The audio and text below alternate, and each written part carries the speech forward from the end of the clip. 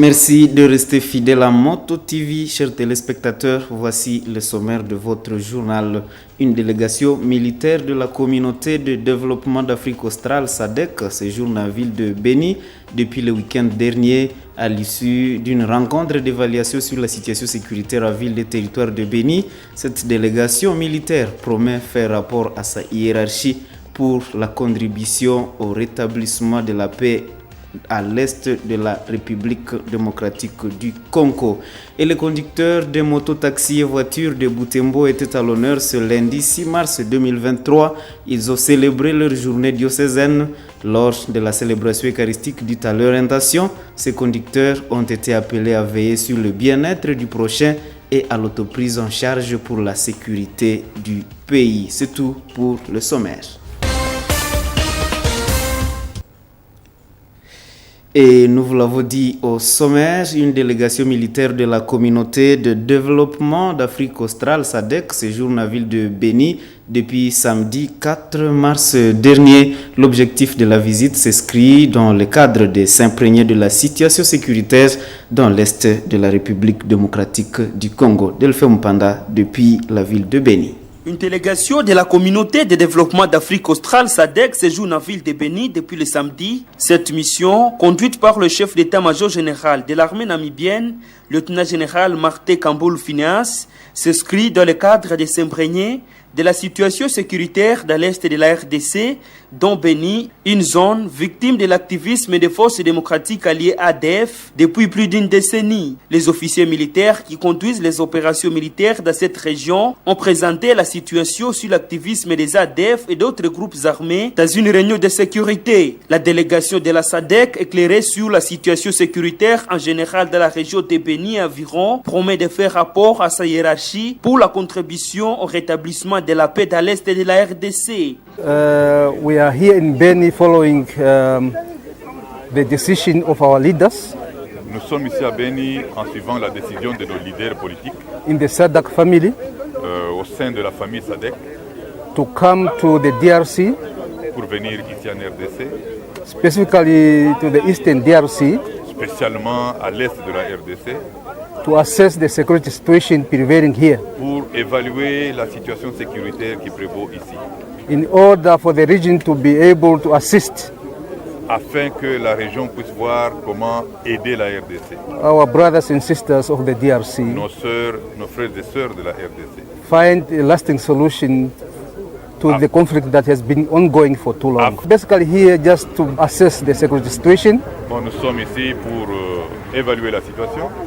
Make the findings and report to our leaders. Et faire nos trouvailles que nous allons rapporter à nos chefs. L'Est de la RDC fait face à l'activisme des groupes armés depuis plusieurs années, malgré les opérations menées contre ces groupes par les forces armées de la RDC, appuyées par les forces de défense du peuple ougandais ou PDF, et de la brigade de la MONUSCO FIB à Beni contre les violences des ADF, une rébellion d'origine ougandaise qui a fait allégeance au groupe État islamique Daesh. Le cycle de violence n'a pas cessé, mais des avancées significatives sont témoignées par la population de cette zone.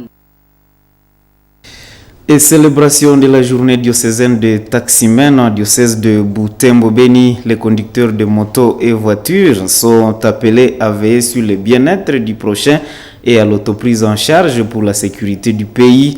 Exhortation de Monseigneur, Monsieur l'abbé Ignace Matungu, chancelier de l'évêque, pendant la messe célébrée ce lundi en paroisse Notre-Dame de Banneux.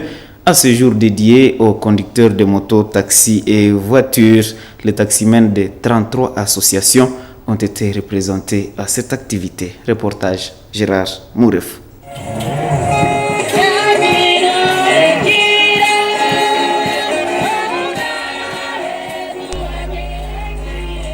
C'est ici, à l'esplanade de la paroisse de Misebere, où un millier de taximens de Butembo se sont rassemblés pour jubiler leur journée diocésaine.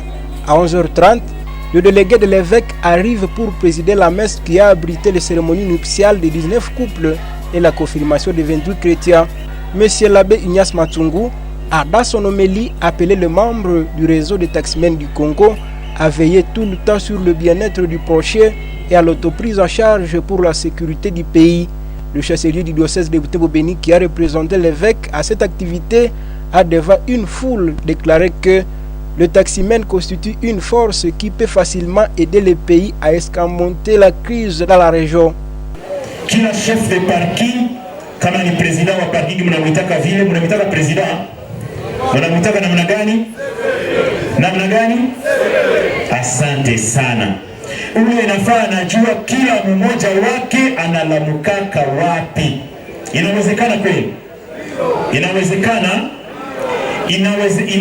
Inastahili pia kila mmoja kwenye kuko parking ajue mwenzake anatokaka wapi. Msipende najua kwa mwenzenu tu siku ya kilio, hapana. Na siku kuna kuwa msiba au kilio, unaenda unauliza kwa mwenzenu ni wapi. Inafaa mnafahamiana kila parking, kila mmoja kisi mnafanyaka kazi, kukaonekana mtu iko suspect, mnaangalia mara moja. Asije akaribishe jina ya wataximen. Nimewaambia muna bei kubwa mbele ya macho ya Mungu. Muna bei kubwa katika roho ya baba askofu. Sasa mtu mbaya asikuje anaharibisha jina yenu. Anaenda anapatikana na bomba, wenye wako naweka mabombe huku na kule, kwenye mula, kwenye kanisa kule tulisikiaka kule Kasindi na penginepo. Sasa anaharibisha jina ya wataximen. Kama ni kweli ni taximen, aongoke moyoni, tubadilishe tabia zetu. Kama ni mtu alituvamia, alituingia na hatujui, tumugundue sisi wenyewe. Kwa kawaida, gisi mko pale wengi vile, kufuatana na nombre yenu, hesabu yenu, hakuna kikineza washinda, hapana. Hata hii vita ya kutokea kule kama wapi, Uchuru, Bunagana na wapi, haingepashwa kutushinda, hapana. Sasa tushakuwa na jiachilia, watu wanatuvamia, jinsi haiko kawaida.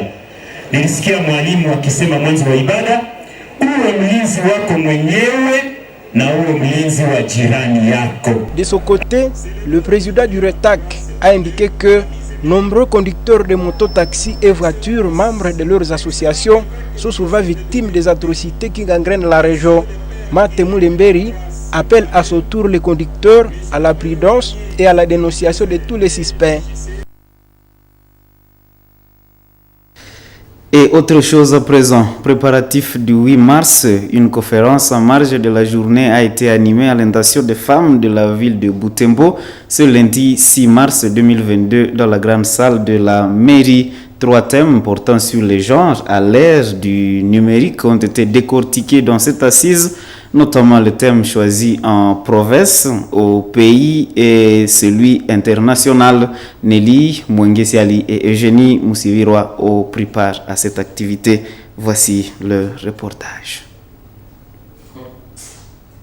Les chefs de la division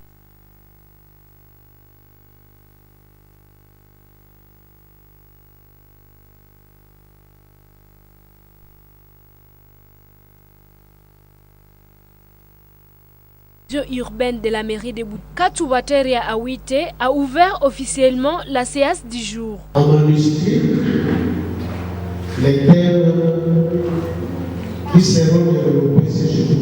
Après son mot, les conférenciers ont exposé sur les thèmes choisis pour célébrer la journée de la femme de la 2023. Georgette Kibenderoa, chef de la CENI antenne de Butembo, dans le thème provincial intitulé Éducation numérique, crédible pour la paix durable et la promotion du genre dans le processus de la paix au Nord Kivu, a appelé les femmes à l'usage rationnel des réseaux sociaux. Surtout, elle les a appelées à se servir aussi de ces canaux pour la promotion du genre.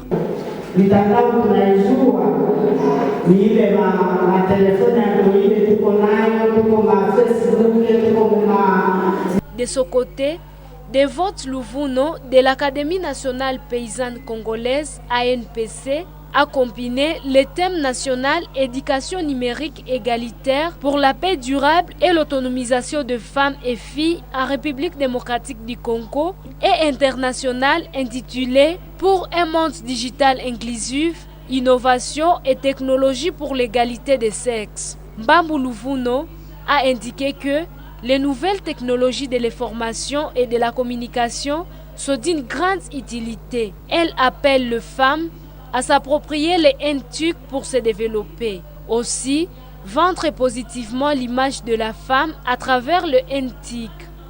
Nous avons développé l'aspect selon lequel les NTIC peuvent servir à résoudre les conflits dans la communauté, mais aussi les NTIC peuvent servir dans l'autonomisation de la femme.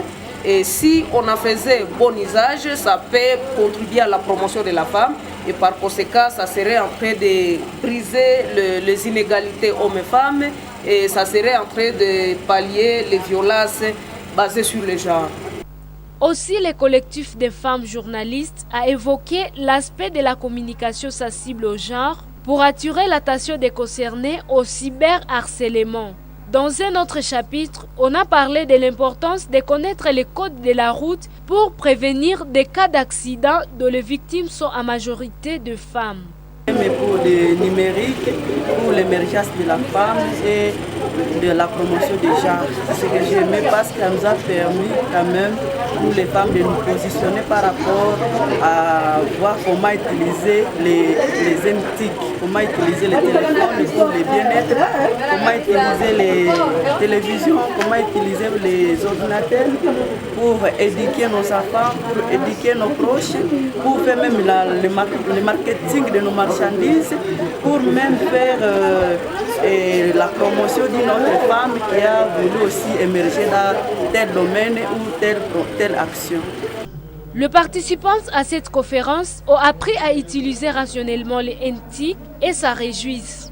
Aujourd'hui, c'est une journée spéciale parce que nous venons d'être éduqués par rapport à la nouvelle technologie, comment les utiliser, au lieu de nous parler des inconvénients, des avantages et des désavantages de cette technologie. Si j'utilise bien la technologie, par là, je peux aider les autres vraiment à faire la sensibilisation, à passer le message pour les autres. La Journée internationale de la femme est une journée de réflexion sur le droit de la femme. Et à présent, allons à la découverte du centre de rattrapage scolaire Kindougou 2 et centre d'instruction des enfants et jeunes en retard dans leur scolarité et l'encadrement en métier. Ces centres tenus par des prêtres assomptionnistes reçoivent des enfants de la rue, des enfants déplacés de guerre et autres. Cette institution fait face à une baisse de l'effectif des apprenants et apprentis suite au manque de fonds. Son directeur appelle à la rescousse de bonne volonté pour la prise en charge des enfants. Joël Tali pour ce reportage. 10 heures, le directeur réunit les apprenants dans une parade extraordinaire pour une communication importante. Une soixantaine d'écoliers y ont répondu présents sur un total d'environ 80 écoliers qui se centrent compte à ce jour.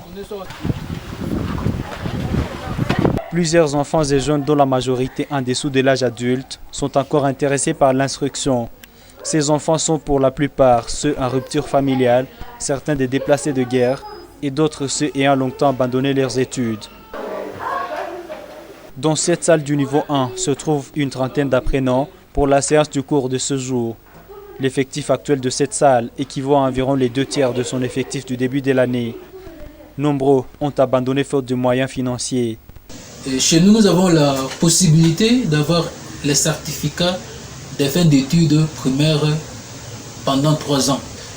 Les jeunes que nous encadrons sont les jeunes qui viennent presque de tous les 4 coins de Butembo. Et ce sont les enfants, des orphelins, les enfants de la rue qui sont aussi parmi nous. L'école fonctionne comme Kindougou 2 depuis l'année passée. C'est une école qui date de longtemps, mais qui n'appartenait pas à l'Assomption. Au début de l'année scolaire, nous avons commencé avec un effectif de, je crois, de 104, mais actuellement l'effectif a baissé. Nous avons, je crois, 86 écoliers. Il y a déjà des départs qui sont au niveau 1, niveau 2 et au niveau 3. Comme certains parents sont déplacés, les écoliers eux-mêmes ont préféré abandonner. Humainement, on peut être tolérant, on les comprend, ce sont des enfants, ce sont des petits frères, peut-être que c'est le fait là, c'est la guerre qui a fait c'est qu'ils ne puissent pas avoir des frais, qu'ils ne puissent pas obtenir l'argent pour payer les frais. Humainement, on comprend. Mais quelque part, on s'est dit, s'il ne paye pas des frais scolaires, l'école aura du mal à fonctionner. Comment, qu'est-ce qu'on doit donner à l'enseignant ou bien à l'enseignante qui s'époumonne corps et âme pour leur venir en aide, c'est-à-dire leur donner une bonne formation, qui peuvent venir en aide. Si un bienfaiteur venait avec peut-être une somme d'argent pour dire que non, voilà, moi je supporte tel enfant déplacé, ça nous fera du bien. Mais d'importantes avancées sont à signaler dans la gestion assurée depuis 2 ans par les assomptionnistes. Le directeur de cette école se félicite de la discipline qui y règne. Un pas important vers l'idéal de l'Assomption, former et éduquer à travers le Christ. Faire habiter les Christ dans les âmes de nos écoliers, c'est l'expression chère à notre fondateur, le vénéré Père Emmanuel Dalzon.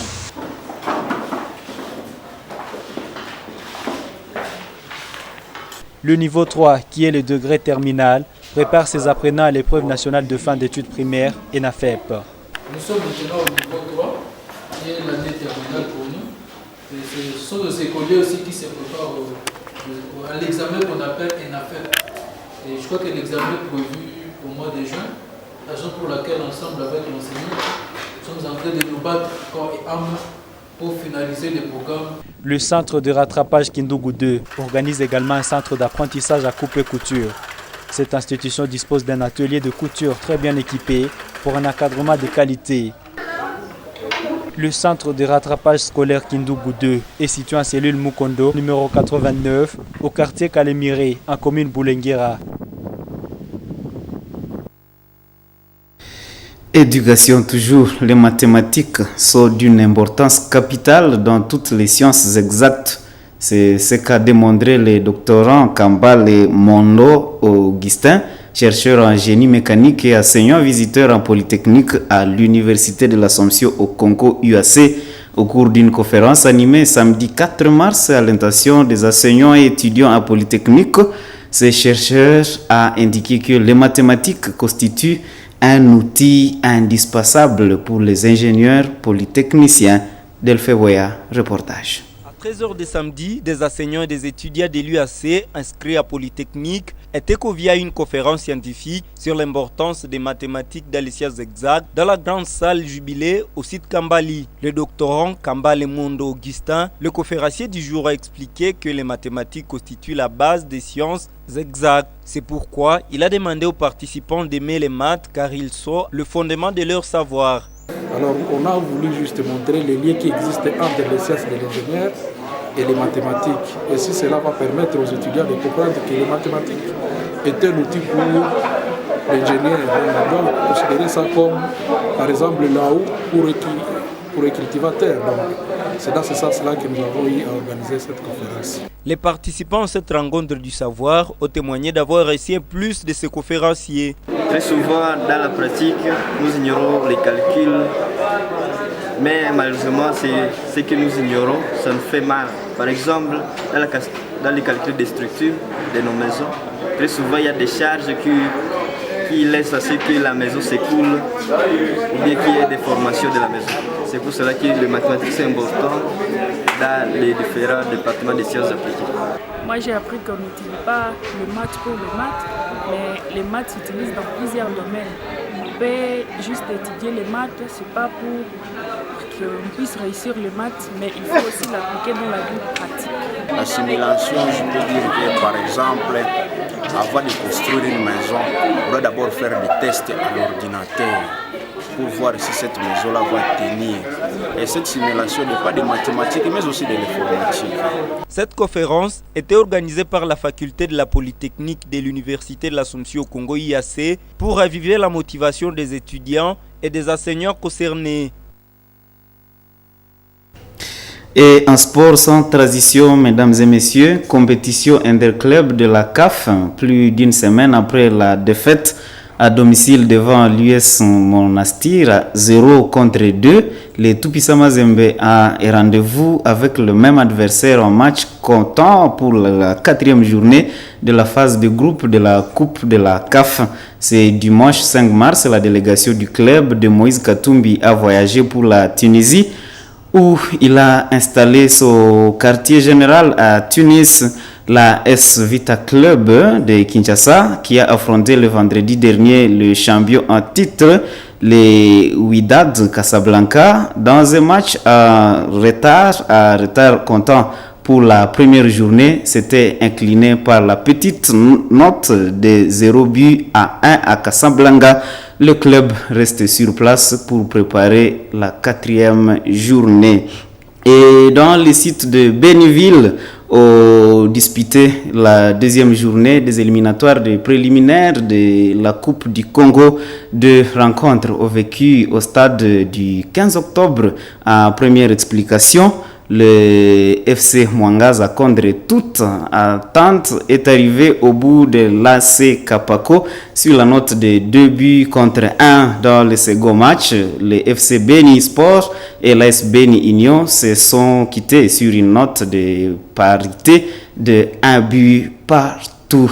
Et le calendrier prévoit pour mardi 7 mars à 13h FC Mwangaza contre FC Beni Sport, à 15h, les chocs AC Kapako contre AC Beni Union. Chers téléspectateurs, c'est ici où s'achève cette édition du journal sur Moto TV. Merci de l'avoir suivi. Au revoir.